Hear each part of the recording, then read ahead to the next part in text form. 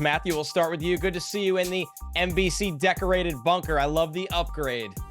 Thank you very much. Yeah, you know what? The NBC pop-up shop, the NBC Sports pop-up shop had this plush peacock, and I said, I'm going to be having to do a few shows from the bunker here in Florida, so I might as well grab that and spruce it up.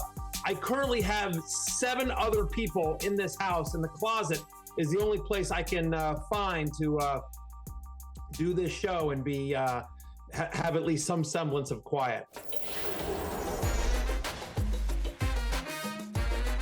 Fantasy Football Happy Hour with Matthew Berry, served by Applebee's. Happy Friday. Welcome to the Fantasy Football Happy Hour. Connor Rogers alongside, as always, Matthew Berry, and a surprise guest today, Roto Pat. Welcome in. How we doing? You usurped your partner, Denny Carter. What's going on here? Well, you can see what's going on is I'm trying to get tenure at NBC. We were talking about my background. We've been focused on Matthew's. I'm just hoping we have tenure and I cannot be an associate professor much longer. It's a very serious look. Connor, I have a lot of questions about Pat's decor here. Very college professor, very, assistant manager at a car rental place. Is kind of the look that's going on here. In terms of the sweater with the shirt underneath here. But I think my question to you, Connor Rogers, is, Roto Pat for years and years and years has had these kind of like old timey, like long stringy, headphones, right? And we've shamed him about it. We've made fun of him for quite some time. He has eventually gotten rid of him. He has now gotten rid of him. He has now joined the 2010s and bought himself a pair of AirPods. Congratulations, Roto Pat. But my question to you now, looking at Roto Pat without, the old school, 1980s headphones with the long string, Connor, is this a mistake by Roto Pat? And by that, I mean, it was sort of iconic. It's sort of a branding thing. Like I was thinking, I watched a sketch the other day of Tina Fey. They did a 5 Timers Club sketch on Saturday Night Live, highly recommended, very funny. And Tina Fey was on it. And so I saw that. And I just she's the one that just popped in my mind. Like, what if Tina Fey doesn't need glasses, right? I'm sure she could get contacts or corrective surgery, but like, have you ever seen Tina Fey without the black glasses? You don't. Like, it's that's her look, right? Think about Flavor Flav without the clock.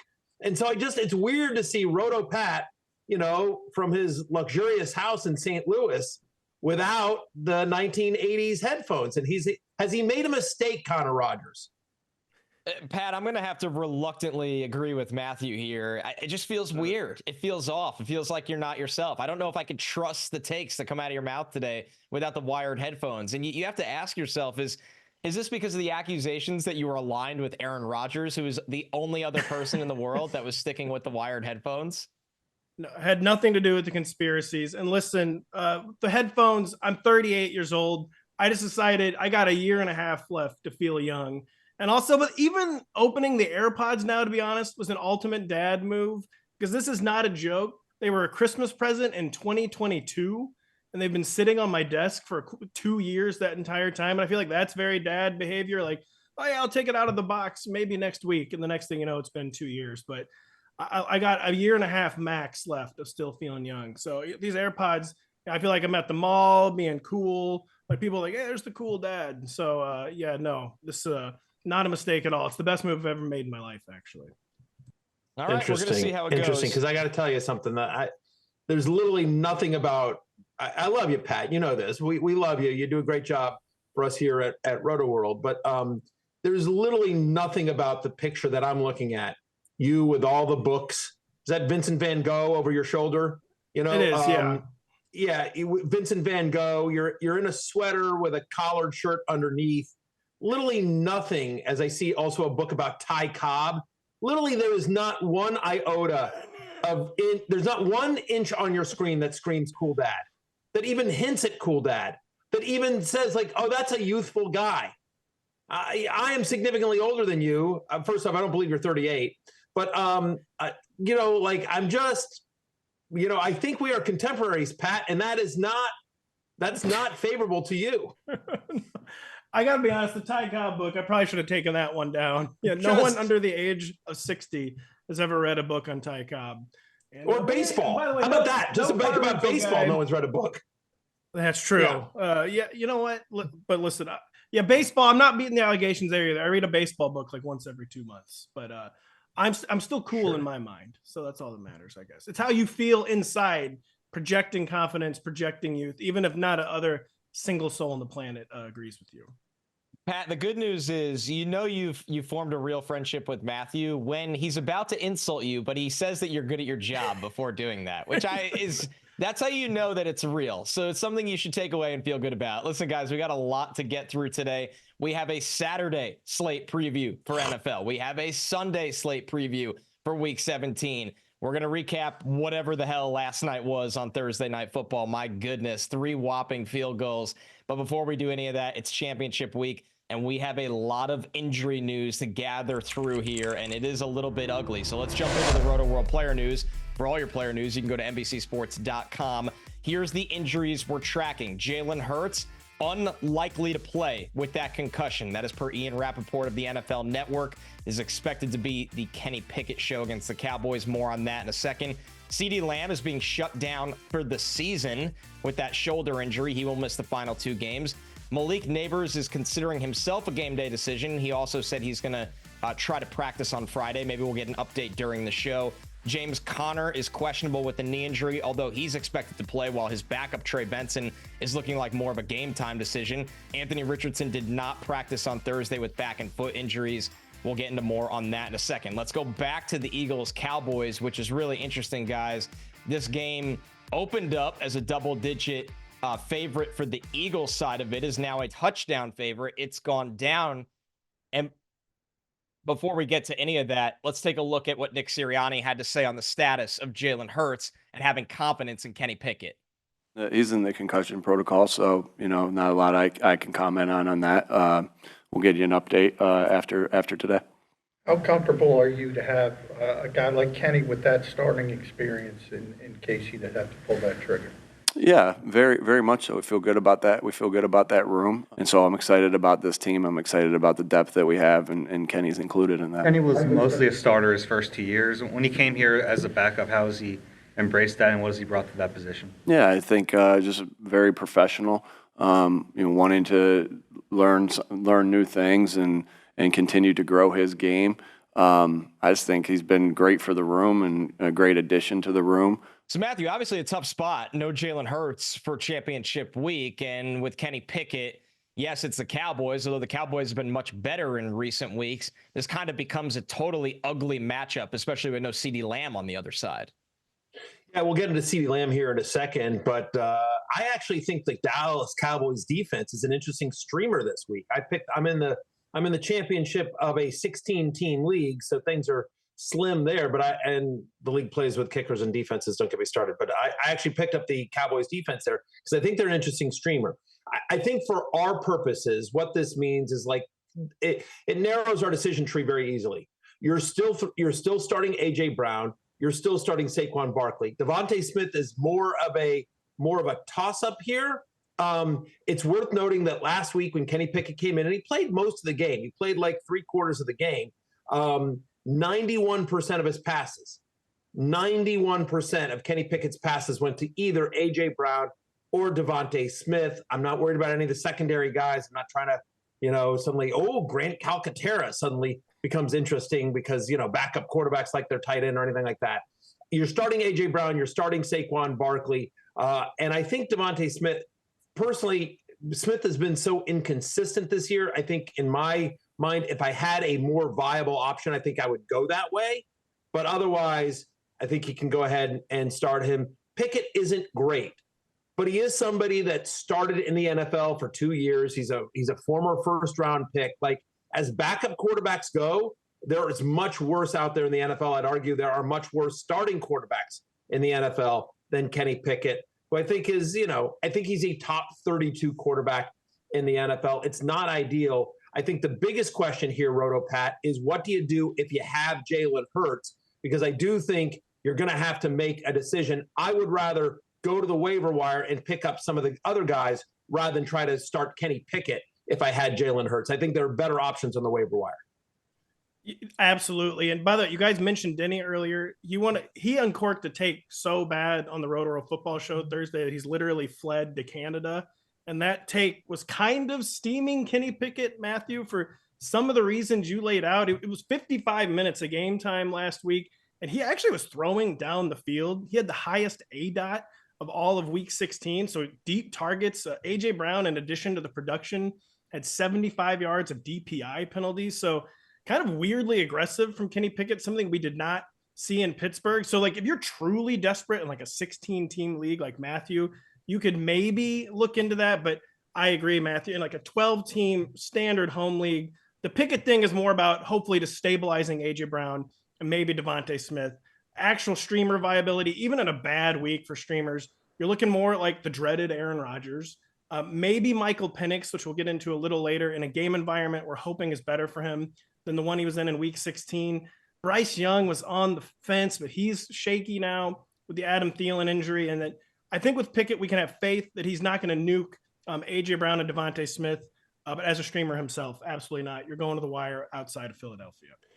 Yeah, and the one quarterback you didn't mention there, Pat, that's available in more than 50% of Yahoo leagues that I think is interesting as a streamer is Drake May of the New England Patriots. Yeah, and we'll talk about some more solutions in just a moment here. Matthew, in this same game, we hinted at it, but CeeDee Lamb shut down for the season. He's been dealing with the shoulder injury for a while now. The Cowboys have decided to just not play him the last 2 weeks, let him get healthy, let him get right, and look towards the future. The problem is, Matthew, CeeDee Lamb has probably helped plenty of fantasy managers get this far.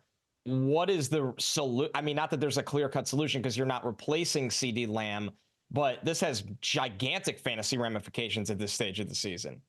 Obviously, a guy that was a consensus top 5 pick overall. My guy, Eights. I call him Eights. Everyone else calls him CeeDee Lamb. But somebody that's been, well, maybe not having the monster year he had last season because of the change in quarterback and the lack of production there, but still been a wide receiver 1 this year, a locked-in starter, and now he's going to miss the rest of the season. He frees up a 27% target share on this Cowboys offense, which has looked passable, no pun intended. It has looked reasonable under Cooper Rush after a slow start. Cooper Rush, I think, has stabilized the offense, and they looked fine. You know what I mean? They were able to move the ball against Tampa Bay. It's going to be a tougher test, obviously, against an Eagles defense that's really good. But Brandon Cooks, who's available in 83% of leagues. Jalen Tolbert is available in 91% of leagues. Very quietly, Tolbert has scored in 3 of the last 5 games. So if you are desperate, I think either one of those guys you could look at. But again, they're playing the Eagles. Like, for as much as the Eagles, are probably taking a downgrade on the offensive side of the ball without Jalen Hurts, like, their defense is still elite, and they're probably licking their wounds after that brutal loss to my Washington Commanders last week. So I will tell you this. I'll just give a quick example. Jalen Tolbert is available in the league of assholes. He's in our league, the league finals, and I did not pick him up. I had the opportunity to pick him up and play him against Big Show, and I decided not to because I'm just like, am I really going to start Jalen Tolbert against the Eagles in a finals matchup? I didn't want to go there. But again, if you are desperate, those are the 2 beneficiaries. Maybe Jake Ferguson gets a leap here. Jake Ferguson, who's been on that borderline tight end 1, tight end 2 radar and hasn't been great since he's come back from injury. Maybe Jake Ferguson gets a little bit of a lift and you feel a little bit more confident about starting him. But the whole situation, Connor, is ugly. And I'm going to go out and say that this is the worst championship week in fantasy football history. The 2 Wednesday games, starting the week super early with 2 Wednesday games, and then the abomination that was last night. And, the lack of scoring, obviously, the Texans nuking everyone, the Steelers nuking everyone, the Seahawks and Bears nuking everyone. Now there's 3 games on Saturday. And then there's only 2 games in the 4:00 window on Sunday. The whole thing, and then you add in all the injuries, losing guys like Jalen Hurts and CeeDee Lamb, Ken Walker in your final week. This is awful. It's just been an awful championship week, Connor, if I'm being honest. I agree with you, Matthew. And if you need any more perspective on that, our championship, which is featuring you going for the repeat against Big Show, which is his first year in our league. He has a really good team. He's done a great job. He made it to the title. His quarterbacks in our Superflex League are Drake May and Cooper Rush in a championship game. It tells you everything you need to know and just how navigating through the muck here. All right, Rotopat, another big piece of news on the injury front here. Malik Nabers, he's dealing with You see it there on your screen, by the way. My game against Big Show and live into the cock. We'll get more into it a little bit. But, yeah, he had Keenan Allen last night. I had Jaxon Smith-Njigba, so did neither of us any favors. I have Josh Allen and Jaden Daniels. He has Cooper Rush and Drake May, which just goes to show you that if I lose this matchup to Big Show, it will be it'll be abomination. It'll be a reason to get rid of Superflex. But he's got Bijan, he's got Puka, he's got a very good team. So I've got my work cut out for me. I lost Ken Walker. I don't have Charbonnet, so that was also a tough break for me going into the finals here. Our next bit of injury news in the wide receiver front, Malik Nabers, he's got a foot injury. He's dealt with a lot of lower body injuries throughout the entire year. He's played through a large majority of them. He said himself, he considers himself a game day decision. He's going to try to practice today. We'll have an update on that when it ultimately happens, if it does during our show. But we got to hear from Nabers himself on his status going into week 17. Game day decision right now. Do you think you'll be able to get out on the practice field tomorrow in some way? I'm hoping so. It all depends on how it feels tomorrow. That's really it. Anytime, any opportunity I have to go out there on the football field and play with my brothers, whether I be nicked up or not. I know a lot of guys are battling a lot of injuries in the facility, in the building right now. They still continue to go out there and ball. So I'm going to be right there with those guys if I can and continue to go out there with those guys and ball out. Rotopat, that's a man that's been through a rookie season, some would say, with the New York Giants. Yeah, I mean, he looks like he's seen some stuff in that clip. And this is just more. But Matthew, by the way, I'm surprised you're not happy with the fantasy finals week where it's not even 11 o'clock on the East Coast on Friday. And we've already had a 31-2 game and a 6-3 game. That just seems like a great fantasy finals week to me. It's awful. Yeah. It's awful. It's disgusting. Awful. And more guys dropping like flies. CeeDee Lamb, like you mentioned, hadn't been a wide receiver one season until the fantasy playoffs. He's been going off. Malik Nabers had been playing a little better of late, at least in terms of fantasy. And with Malik Nabers, coupled with the Tyrone Tracy thing, seeming like genuinely questionable all of a sudden after they've been playing hurt for a while, I honestly think this is the New York Giants saying, we're not making the same mistake the Jets made in 2020. We're not making the same mistake the Panthers made in 2022. And we are leaving nothing to chance with this number one overall pick. Can they even be mathematically caught at this point? I'm not even sure if they can. But they are just like leaving nothing to chance. With the Giants quarterback changing like almost every quarter, like why put Malik Nabers out there who's been banged up almost all year? And I think as brutal as it is, it's not like Malik Nabers has been carrying your team, but he's had a nice PPR floor. I just don't think you can be relying on that for the fantasy finals. And you need to be operating as if Nabers is not going to be in there. And you've got to be moving down the board to not a good week for streaming receivers. I just do not think you can be counting Malik Nabers. You can get really sicko with it. Wan'Dale Robinson's probably been dropped by a lot of teams. The worst ever PPR volume. I don't mind starting Wan'Dale as like a desperation, maybe wide receiver 3, more like in the 40 to 45 range. But I'm not counting on Nabers playing on Sunday.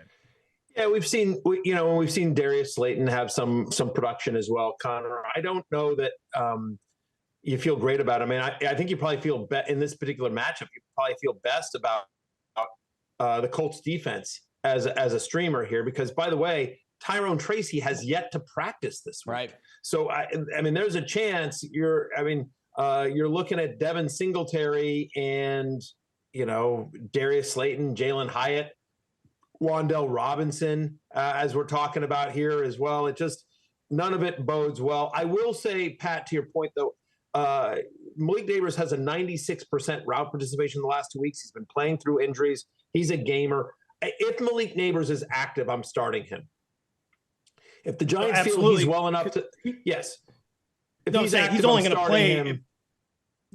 This would be a gamer type thing if he's playing. If he's playing, you can trust it because he's only out there because it means that much to him. So I agree. If he's active, you can put him in there.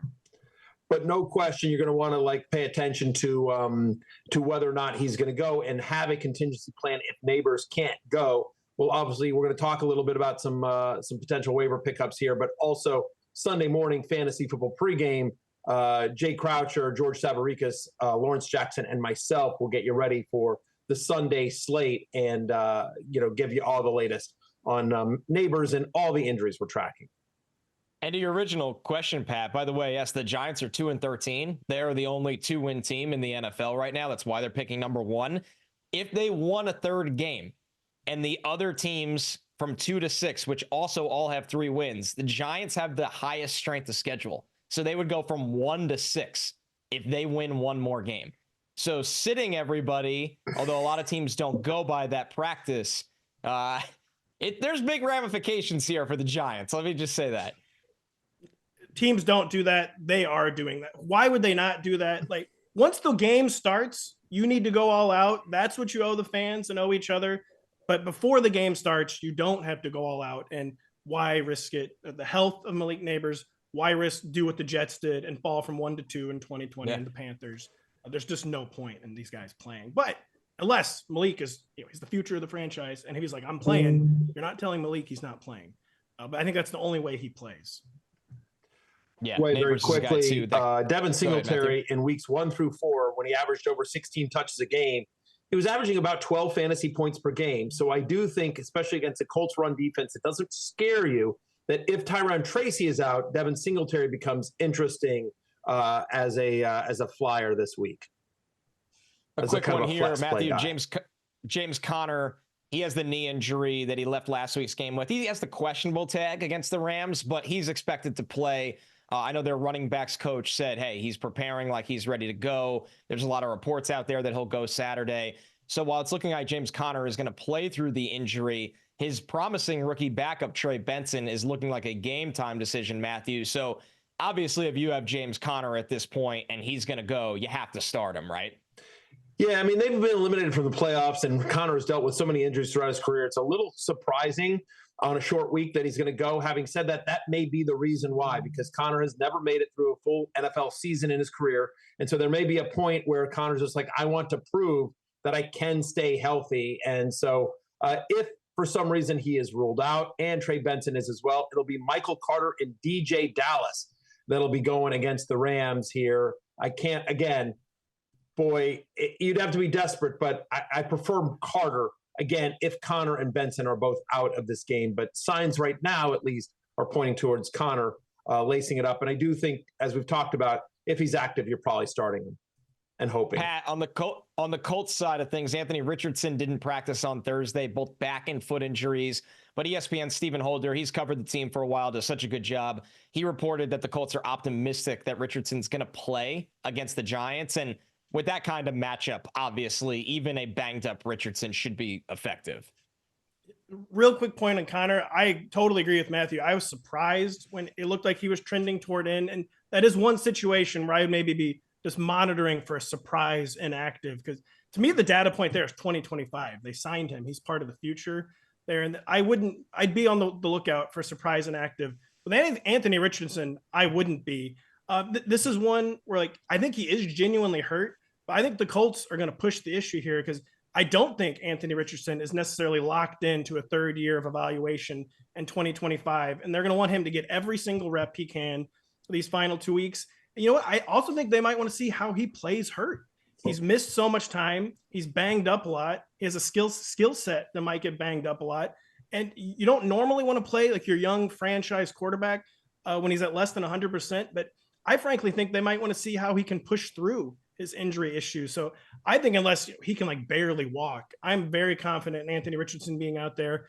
And if Anthony Richardson's out there against the Giants, I mean, the floor is so scarily low. You just have no choice but to get him out there. Again, a team that is as collapsed as any in recent memory. And the rushing floor has just been so high. The ceiling has been attainable for Anthony Richardson. So I think they want to see how he responds hurt. They want to see all the reps they can from him. And I think Anthony Richardson will be out there. So if you're dealing with one of these injuries, obviously you're going to need some help. Here's our top waiver ads. These guys are available in at least 50% of leagues. Aaron Rodgers dealing with this pretty serious knee injury from last week, but he's going to play. He practiced in full at the tail end of this week. He is QB 12 in Matthew's rankings right there. Drake May right behind him, QB 14 against the Chargers. Alexander Madison in a Raiders backfield that's kind of been a carousel this year. Kamani Vidal. We'll talk later about both Gus Edwards being ruled out, J.K. Dobbins being questionable, putting Vidal in play. Amir Abdullah, another piece of that Raiders backfield. Kendre Miller with the injuries the Saints have dealt with, notably Alvin Kamara. Jalen McMillan getting a larger role for the Bucs, and he's got the Panthers on deck. Keyshawn Butte against the Chargers makes the top 40 wide receivers, as does Marvin Mims against that Cincinnati defense that's really struggled. And Chigakonkwo, Matthew, who seems to have a little bit of a rapport with Mason Rudolph, he becomes somewhat streamable or viable this week in desperation scenarios as well. Well, he's had a 31% target share from Mason Rudolph, a 31% target share over the last 2 weeks. He's averaging 16.5 fantasy points per game. And so you think about this Titans-Jaguars game here. Jags struggle against tight ends. They give up their top 10 in terms of most fantasy points allowed to opposing tight ends. So again, in the land of the blind, the one-eyed man is king. Here it is. Chigakonkwo is a viable tight end streamer this week. It's worth noting Aaron Rodgers, your beloved New York Jets there, Connor, is trying to pad his stats, and he gets a Bills defense that's allowed multiple touchdown passes in 6 of their past 7 games. Drake May quietly 17 fantasy points in 4 of the past 5. You mentioned some of those running backs here. Alexander Madison led the Raiders in backfield touches. He had 16 last week as well. So all sorts of guys that I think you could look at. Go always to look at my rankings, also Rotopat's rankings on NBCSports.com, Rotoworld.com. I'm a company man to see where all these players rank in our overall. But these are some names that are available in more than 50% of leagues if you are desperate. Keyshawn Boutte, very quietly, 33 straight games with a 20% target share or more. The rookie continue to make good on that promise that we saw early in the season. And one note on Rodgers, if you're looking to desperation start him, Devontae Adams didn't practice Thursday with a hip injury, but still has a chance to play. So just keep an eye on his status as they try to kind of run up their milestones together as well. All right, guys, let's do our best to recap Seahawks-Bears, the thrilling Thursday night game. Here's the top performances, and yeah, it's not pretty when the guy at the top of the list in DJ Moore has 12.2 points, DeAndre Swift right behind him at 12.1. Zach Charbonnet, hot start, and then completely fizzled out. Kenny McIntosh got some work involved in the Seahawks backfield as well. I mean, Rotopat, this was just ugly from start to finish on both sides of the ball. And there's a chance if you're in a fantasy championship that you had some of these guys starting in a flex spot, or if you lost Kenneth Walker and you had Charbonnet as an insurance back, man, it is not a pretty start because of the Thursday night game. 2 of the 3 Thursday night football games during the fantasy playoffs did not feature a touchdown. So it had frankly been a better year than normal from Thursday night football, and then kind of rug pulling when it mattered most in the fantasy playoffs. And really the only fantasy takeaway from this game, one, the real life takeaway, it's nice to be from St. Louis where we lost our football team and don't have to worry about this kind of stuff anymore. And like the worst football you could ever possibly see. And fantasy, if you're in a final, I had a 2 quarterback league, Caleb Williams, Zach Charbonnet, and JSN. I'm in a real hole now.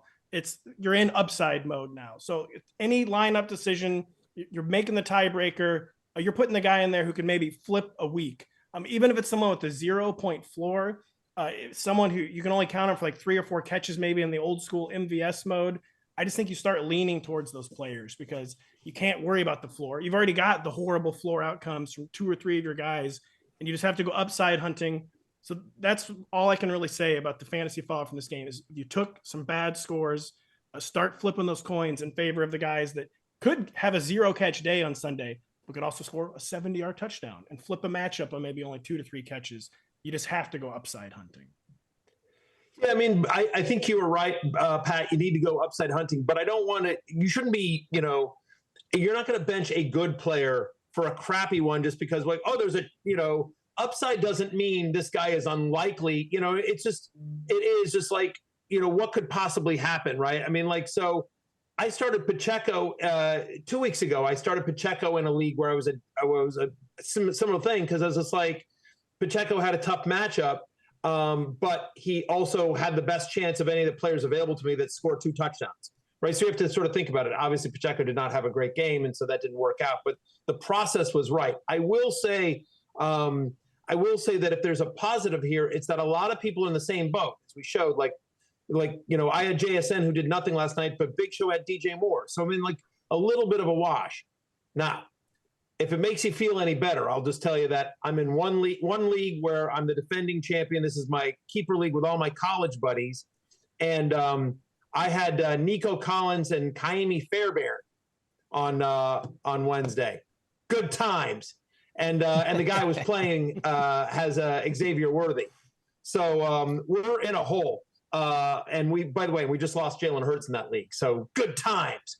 I'm in another dynasty league where I played against a guy who had Lamar Jackson, Derrick Henry, and Travis Kelce. I haven't started yet. So I'm also in so it is, you have to upside hunt a little bit, but there's a lot of football left to play. There's a lot of football left to play here. And as we've just seen, like after the Wednesday games, if you'd had Nico Collins and you said like, oh, well, I got to rush in and start a Bears player, like let me take a chance on Rome Odunze, and just a lot of football left to play, I guess, not to panic real quickly. I don't know that there's anything to take away from this game. It was just ugly from start to finish. Charbonnet was running well, and then they went away from him. Just a mind-bogglingly bad coaching, I felt, on both sides of the ball. The Seahawks had no business winning this game, and yet they did it. It was only the Bears' ineptitude that allowed Seattle to win this game. It was awful. I mean, it was raining. It wasn't great weather. It's Thursday. It's a short week, but still, Connor, it was just bad football. And I don't think there's a massive fantasy takeaway here. It was terrible football right down to the end, where you thought the Bears were in good position to play their way into a long field goal around 50 to 54 yards. And they instead are throwing the ball down the field. And on fourth down, they don't trust their kicker to make a 57-yarder, which is tough in Chicago. But that goes back to the coaching to me and the young quarterback. I mean, this is an eye-popping stat here, guys. That infamous David Carr rookie season in Houston, where he was sacked 76 times. Caleb Williams, he's still got a game to go. He's been sacked 67. So this is a historic pace right now for the number one overall pick. And it was not pretty for the Bears fans, and it was not pretty for Thursday Night Football. But let's hope for better times. And you know what else, Connor? You know who else it wasn't pretty for? Try to save you from it wasn't pretty for me, because you know what my best bet was yesterday? Caleb Williams not to throw a pick. Caleb Williams under 0.5 interceptions. He'd had the long streak of passes without interception. My son had a parlay going, $5. He was going to win $50. He was so excited. He'd hit every single leg, and he only needed Caleb Williams to not throw a pick. And then yet, on fourth down, they don't go for the field goal. They decide he runs around again. And what happens? He throws up a duck that Seattle comes down with. Just knock it down. It's fourth down. The game is over. But no, Keenan Allen doesn't even make a play on the ball. He doesn't even make a play on the ball. He just sits there and lets the guy, he gets mossed. Go watch that play. Keenan Allen basically gets mossed, and the interception happens. Parlay loses. My bet loses. Caleb Williams loses his streak. Bears being the Bears. Good Lord. It's disgusting. All of it's terrible. Terrible, terrible, terrible. A horrific night of betting. I thought I had Charbonnet's rushing yards cashed almost near halftime, and then he just disappeared from the entire game plan. I don't know why Seattle would want to run the ball effectively. So really good times all around for Thursday Night Football. Great for betting, great for fantasy. Let's hope the Saturday slate can get us going in the right direction here, guys. We're going to start with Chargers-Patriots. The Chargers are favored by 4 points at New England, who gave the Bills everything they had last week. The over-under is only 42.5 in this game. Classic outdoor Northeast point total here. And Pat, we'll start with you on this. The Chargers backfield this week. Gus Edwards ruled out. J.K. Dobbins is questionable, but Jim Harbaugh did say he's had a good week of practice. We showed Kamani Vidal as a potential add. How are you handling this Chargers backfield right now? I'm handling it, and that I'm tie-breaking against J.K. Dobbins. By the way, Matthew's right. You don't want to make desperate decisions. All I'll say is I have Devontae Smith in a lineup right now where I had all these Seahawks. I'm thinking a little bit more about Jalen McMillan. But you're not going panic desperation mode. J.K. Dobbins, I think he went limited DNP, which I think so he didn't practice. I think the second limited was a walkthrough on Christmas where they did not practice. Then he gets the DNP. I mean, he's a veteran. They know exactly what they have in him. It's not like they need to see him practice to play, but I feel like it's if they're only truly desperate, they're going to roll J.K. Dobbins out there. But maybe they see that they're only 4-point favorites against the New England Patriots, and they do consider that a desperate situation because they're getting absolutely no run game production, and it's a drag on the passing game at this point. This is what they wanted to avoid for Justin Herbert coming in the year. They didn't want to have to always put everything on Justin Herbert's shoulders. That's what it's been for the most important games of the year. So I'm still leaning against J.K. Dobbins even playing, despite their projected optimism. If he doesn't play, Kamani Vidal is like the definition of a desperation option. But he's popped in all like the limited touches. I don't know if they trust him necessarily on like the biggest downs. I think he's held his own in pass protection. He's running a lot of routes. Hassan Haskins, a favored Michigan son of Jim Harbaugh, recently lost a big fumble. So you're not like looking for reasons to start Kamani Vidal. But if you're like choosing between several RB4s, I don't hate Kamani Vidal. J.K. Dobbins plays. I just have a really hard time trusting him in the top 36. But if he does play, I don't think they're making him active to not give him the ball. So probably in the top 36. But that's just a classic situation where, if I have other options, I'm tie breaking against this really chaotic Chargers backfield. I mean, I think that's the right play there. I don't look. The positives here is it's Saturday game. It's the first game on the Saturday slate, so we'll know early on. We'll have better information later today as to whether J.K. Dobbins is going to play and what kind of workload we can expect from him if he is out. I'm actually more bullish on Vidal than you are, Pat. I'm at running back 25. I'm expecting Dobbins not to play. So with Gus Edwards already ruled out, Kamani Vidal, I think, leads this backfield. He's actually led the Chargers backfield in snaps over the past 3 weeks, and it's a nice matchup on the road at New England, right? Patriots over the last 4 weeks, they allow the 4th most fantasy points to opposing running backs. They're giving up 128 rushing yards per game. They're giving up 5.3 yards per carry to running back in that stretch as well. And so Kamani Vidal, I mean, like, again, they're on the road, cold winter game in New England. I think they just want to get in there, grind out a win and get home. And so I do think Vidal, you mentioned Haskins in the fumble. They do like him around the goal line a little bit, but I think Kamani Vidal gets 15 touches in this game in a good matchup. And so, like I said, I think he's a viable flex play this week if J.K. Dobbins does not go. All right, guys, our next game is Broncos at Bengals. Obviously, huge AFC playoff ramifications in this one, but plenty of fantasy ones too. The Bengals are favored at home by 3.5 points. The over-under, pretty high, 49.5 in this one. Matthew, a lot of news around the running backs in this game, notably on the Denver side of the ball. Jaleel McLaughlin, who's been dealing with a quad injury, he is now off the injury report and ready to go for Saturday. In the first half, we got to see some Audric Estime. Obviously, Javonte Williams is there. Tyler Beatty could be back after injuries. I mean, there is so much going on with this Denver backfield. Can you dare start anybody in this group under Sean Payton? I mean, can you dare? Sure. I'm always up for a good dare, Connor, and we've never played Truth or Dare, you or I, but I'm down for it. Let's get weird. But before we do that, I think, would I ideally like to start anyone in the Broncos backfield? Absolutely not. I don't have any of them ranked inside the top 30. It literally is kind of dart throwing and hoping one of them falls into the end zone. Peyton has played so many musical chairs with that running back. It doesn't seem to be any rhyme or reason. Just feels like a very hot hand approach. And as you mentioned, there's even a chance Tyler Beatty could be active for this game. I don't know if he'll be activated, but either way, McLaughlin, Estime, and Javonte Williams will all touch the ball a decent amount. I get the matchup with the Bengals that the defense isn't, but this is the season for the Bengals. I think they actually show up here as well. I think this is a Bo Nix versus Joe Burrow game. And so in an ideal world, the only running back in this game I'm touching is Chase Brown. Our last Saturday game here, guys, the Cardinals at the Rams. The Rams at home favored by 6.5 points. Another high point total. This one's at 48 right now. It's been a tough go for Cooper Kupp recently here, RotoPat. Can you still start him this week, or is he finally riding the pine? Under 6 fantasy points in 3 of his past 4 games.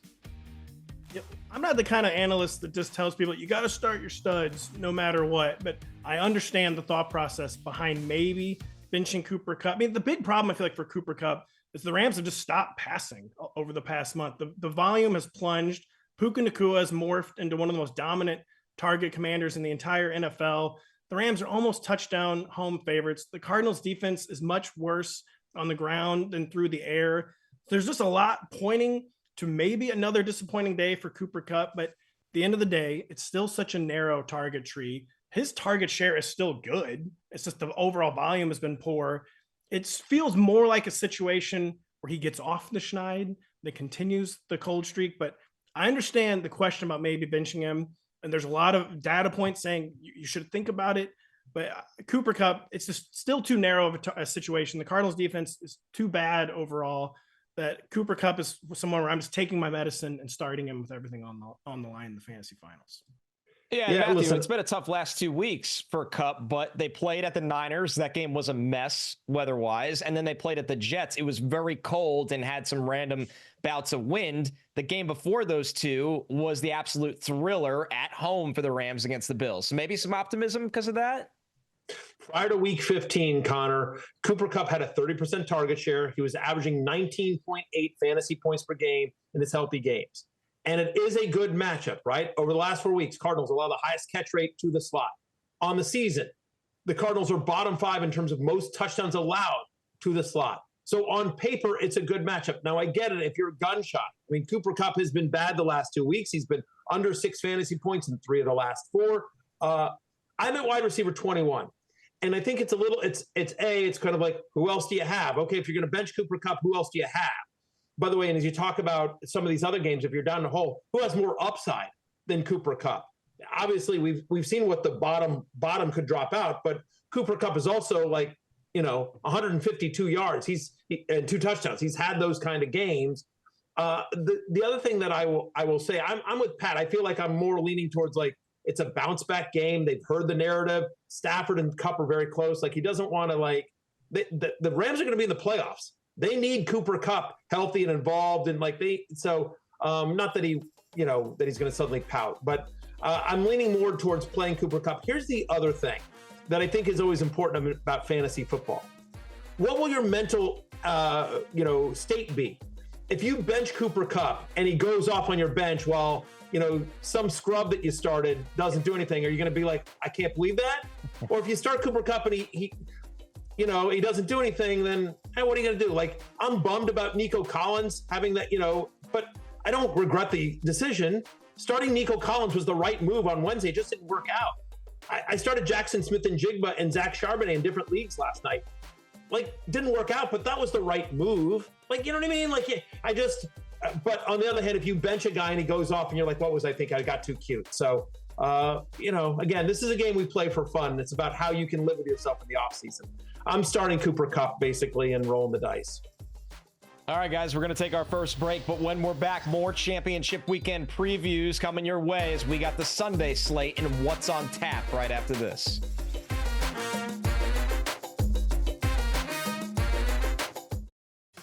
It's week 9. Lawrence Jackson's Atlanta Falcons are allowing 41.1 fantasy points per game to wide receivers. That's most in the NFL. And in fact, during that stretch, Lawrence Jackson's Atlanta Falcons are allowing the most yards per game to perimeter wide receivers. Well, Lawrence Jackson's Atlanta Falcons might have something to say when they get down there to DC this weekend. We're going to see, but we'll save that for later in the weekend. Maybe we might have a little bet brewing. Playoff dreams are on the line, along with bragging rights for both Matthew and Lawrence when Bijan Robinson and the Falcons take on Jaden Daniels and the Commanders in primetime. That is Sunday, 7 Eastern on NBC and Peacock. And check out Lawrence watching our show back at the gym. I'm wondering if he hacked the TVs and put us on, or if this is by chance that his gym really does play at Fantasy Football Happy Hour. But you love to see it. Here's my question. And so the tweet says, if you're just listening, I guess the best thing about them showing up at happy hour at my gym is that the sound ain't on. You can't hear me giving out bets saying DK Metcalf and DJ Moore will combine for 150 yards at plus 150 with a frown emoji, basically. And so well done, Lawrence, with a hashtag humble brag, but also making fun of the fact that none of our bets hit last night. It was a tough day at the office. But my biggest question to you, Connor, is what's more surprising, that they play our show at Lawrence's gym or that Lawrence actually works out? Come on now. Lawrence works out. Or maybe he just went, he walked in, took the picture. He's a wiry guy. I don't think it's a given that he works out. Oh, he's sneaky strong. Lawrence could. He bench works over out the 300 on-camera pounds. muscles. Yeah, that's the way to go. Those are the muscles that matter. Well, for everybody that works out, What's on Tap is brought to you by Bud Light. That's right. Kick back with the official beer sponsor of the NFL. Here's the Sunday games for Week 17, spreads and totals. Sundays are easy to enjoy when they are full of football and the fridge is filled with beer. These are the games we're locking in on, the highest point totals of the week, starting with Falcons at Commanders. Your Commanders, Matthew Berry. They are 3.5-point favorites. The over-under is 47.5.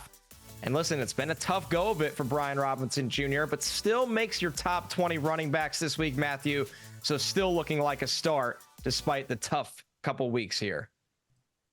Yeah, I think so. Listen, there's a lot of obvious starts in here. Jaden Daniels, Terry McLaurin, Bijan Robinson, Drake London. I do think Ertz is a viable streamer as a top 12 tight end in this one as well. But I'm going back to Brian Robinson. Really tough day at the office last week with the 2 fumbles. Didn't play well against Philadelphia. But prior to last week, he was averaging basically 18 touches a game, over 14 fantasy points. I think there's a very good chance he gets into the end zone in a game in which the Commanders are favored by over 3, over under 47.5. We expect a lot of scoring. And when they're scoring, usually Brian Robinson's involved. I have him as a top 20 play this week. Packers going on the road to Minnesota, but they are a point favorite. More importantly here, Pat, the point total is 48. And the question is, can this Vikings team push Green Bay into a more pass-heavy script? Jordan Love's thrown for over 230 yards in only one of his last 5 games. He hasn't cleared 30 attempts since November 3rd, so fantasy managers are understandably wary. This is finally going to be the week, but my feeling on this is that the Packers had this exact same test 3 weeks ago against the Lions. High game total, a dome, guaranteed shootout against the Lions defense that had an elite run defense. And the Packers still placed a bet that they could win like a run-heavy defensive struggle. They had 7 first-half pass attempts. They go into halftime down 17-7. Then they come out pass happy in the second half. I think they learned their lesson there, so to speak. And even though they want to play run first, conservative style, they're going to know they cannot do that against a Vikings team that stops the run, gives up a ton of production in the secondary, and aligns with the Packers' skills. They have a great receiver core. They have a quarterback who can throw down the field. They might not want the turnovers, but I think they learned their lesson against the Lions, and this time it is actually going to count, and they are actually going to pass. Our final game here, Matthew, the Panthers at the Bucs. The Bucs are 8-point favorites. The over-under is 48.5 points, very similar to Packers-Vikings. Does that make Bryce Young a viable streamer in this matchup? We know how much this Bucs secondary has struggled all year long. Yeah, only one team in the NFL has allowed more fantasy points to opposing quarterbacks than the Tampa Bay Buccaneers. They're a bottom 3 pass defense on the entire season. And so Bryce Young, who in the 5 games since he's come out of his Week 11 bye, is averaging over 18 fantasy points per game. Yes, I do think he's a viable streamer. Now, one caveat to that is if Adam Thielen doesn't play, you'd feel a lot worse about that. He showed up on the injury report. He was limited in practice on Thursday with a hamstring. Thielen's had at least a 24% target share now in 4 straight games. He's wide receiver 17 over that time frame. If Thielen can't go, hey, Cokeheads, rise up. It might be our time. Jalen Coker gets going in this one as well. Chuba Hubbard is an obvious start on the Panthers side of the ball. But if Thielen is active, again, I am at 23, so I'm as a high-end flex, low-end wide receiver too. But if Thielen's active, I do think Bryce Young, I'm at QB 16. Let's not get crazy, but I think he's a viable streamer. If you're in a deeper league, you lose Jalen Hurts, you're sitting there looking for somebody as well. Again, I think he's a mid-tier QB2 on the Week 17 slate. It's worth noting, and I'm sure this is true with Pat as well, but if you go and look at my rankings on RotoWorld, we take the players out after every game. So there have been 6 teams that have been removed, the 2 Wednesday games and the Thursday night game, as you see the ranks. And then when we get to Sunday morning, obviously, 3 more games, 6 more teams will be removed. So you'll be like, I can't believe Jalen Coker is wide receiver 18. Well, that's because half the league has already played. You know what I mean? So just understand that's how we do the rankings here at NBC Sports. That'll do it for What's on Tap, presented by Bud Light. Easy to drink, easy to enjoy. And when we're back, it's time for Last Call. Roto Pat and I have our pickup lines for Matthew, our best bets for the weekend. Cokeheads, rise up. DraftKings Sportsbook is the #1 place to bet touchdowns, and new customers can bet $5 and get $150 in bonus bets if your bet wins. Download the app and use promo code Barry when you sign up. DraftKings Sportsbook. The crown is yours. The crown! It is yours! Last call. Let's look at the Week 17 highest spreads here. All right, Pat, as we do on every Friday, and it's great that you're joining us. We bring our best bets to the table. Matthew picks his favorite. That person wins pickup lines and luxuriously gets to go home with Matthew. What do you got for us, Roto Pat? Listen, I don't even have to do a sell job on this one because I've got the lock of the century and Mike Evans over 5.5 receptions. Going to get Matthew a little spending money for his birthday weekend, by the way. Happy birthday, Matthew. As he said, the Bucs cannot stop the pass. The Bucs have the highest implied team total of the week. Shootout city. Mike Evans needs to average 91 yards over the final 2 games to get to 1,000 for the 11th consecutive season. They are going to be feeding Mike Evans for reasons both superficial and practical. They have to win. They want to get him his record. I see no, I'm a great gambler, by the way. I see absolutely no way Mike Evans does not hit the over on 5.5 receptions. I like that one a lot, Pat. Right. I'm bringing one to the table that has a different energy. Matthew, the Browns team total is 16.5 this weekend. I'm going under it because DTR starting. If he starts, assuming he starts, and he is slated to start right now, the Browns in his 4 career starts have averaged 8.5 points. And the cherry on top of this one is that it's going to pour on Sunday in Cleveland. So I like the Browns under 16.5 points. I think even if they get a defensive touchdown, they could still go under 16.5 against Miami. Boy, I got to tell you, they're both really good bets, but either betting against DTR or betting pro Mike Evans. I'm going to bet pro Mike Evans. He didn't have a great game last week. They're going to feed him. I'm going home with you, Pat. I'm coming over to St. Louis. You and I are going to snuggle up. It's going to be great. We'll see you on Sunday morning for fantasy football pregame. You don't have to go home, but you can't stay here. For Connor Rogers and Pat Doherty, I'm Matthew Berry. We'll see you Sunday for pregame. Go get yourself some wins on Saturday and points. Peace out.